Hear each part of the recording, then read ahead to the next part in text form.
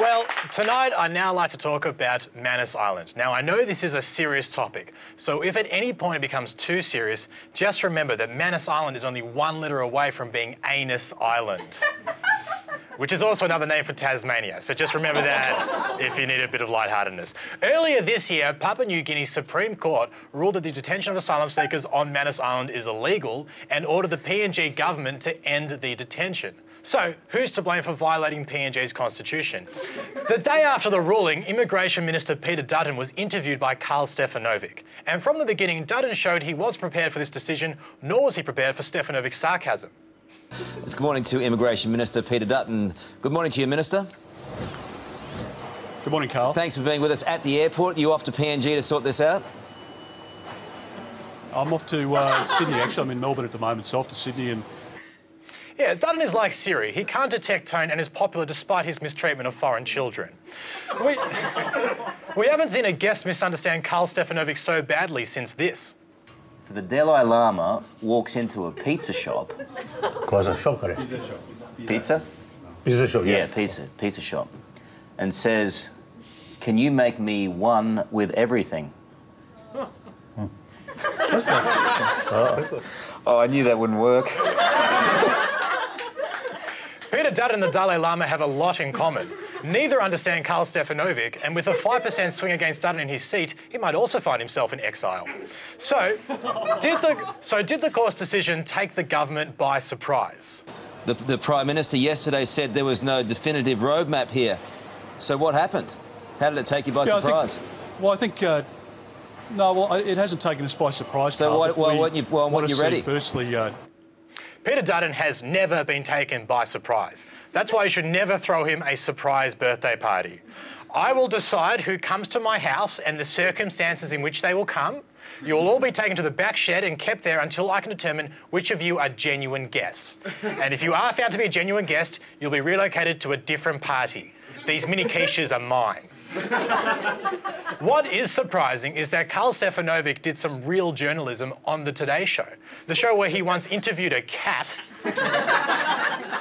planked on air, and tried to break the world record for crushing walnuts with his head.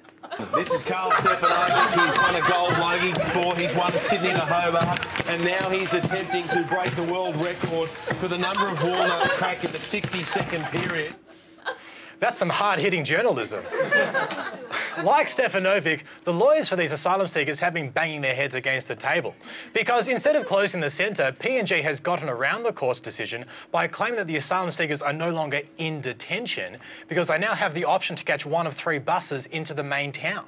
Sure, they have better public transport than Sydney, but that main town is Lorengau, which according to virtualtourist.com has literally 2 things to do. Presumably one of those things to do is leave, and the other is visit the post office, so the refugees can send home postcards of all the fun they're having at the post office. I mean, being able to visit a disappointing town is not the same as having freedom. Braveheart would have been far less inspiring if Mel Gibson's last words were, "Geelong!" And many of the detainees are afraid to leave the centre because they fear being attacked by locals. So there's one thing to do, and the locals are scary. It's like Adelaide during the Clipsal 500. One reason why PNG is reluctant to shut down the centre is because it's good for its economy. PNG Prime Minister Peter O'Neill, pictured here with the cheeky grin of someone who's just done a silent fart, and pictured here after smelling that fart, he said that local businesses would suffer and jobs would be lost if the centre shut down. The coalition really is the government for jobs and growth, specifically jobs and growth at the Lorengau post office. But it looks like the centre might be closing down for other reasons. The company that runs the detention centre is called Broad Spectrum, named after the broad spectrum of human rights abuses that have occurred under its watch. And its tagline is infinite solutions, most of which are indefinite detention. But Broad Spectrum is being taken over by the Spanish company Ferrovial, and its CEO plans to walk away from the detention centre. So what's going to happen to the men on Manus Island? Well, they can't be brought to Australia because we are completely full. I mean, just have a look at the map. Queensland is taken up by Bob Catter's hat and water parks. WA is just one big mine with an ocean full of sharks getting punched by Mick Fanning. Victoria is a wasteland of vehicles that have crashed into the Montague Street Bridge.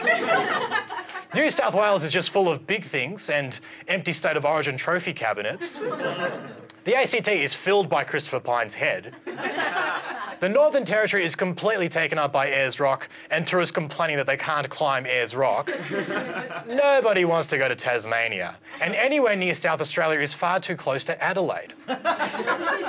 But we don't have many other options. You see, transferring the men to Nauru would be too dangerous. Christmas Island is already a fragile environment. A secret deal with Cambodia that was not a secret nor a deal fell through. And when New Zealand offered to take 150 men, Peter Dutton dismissed it as a backdoor route into Australia. Don't call it a backdoor route. New Zealand is not Australia's anus.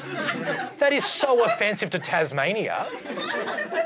So to recap, the detainees on Manus Island are no longer in detention. The company keeping them in this state of non-detention is pulling out, and the government has rejected the only viable option for relocating these non-detainees. I kind of feel like doing this. His approach so far seems to be a little bit haphazard, it should be said, and he's using his hands, which I think is against international regulations. This has become a complete farce, ladies and gentlemen. Haphazard against international regulations? A complete farce? Just like Manus Island.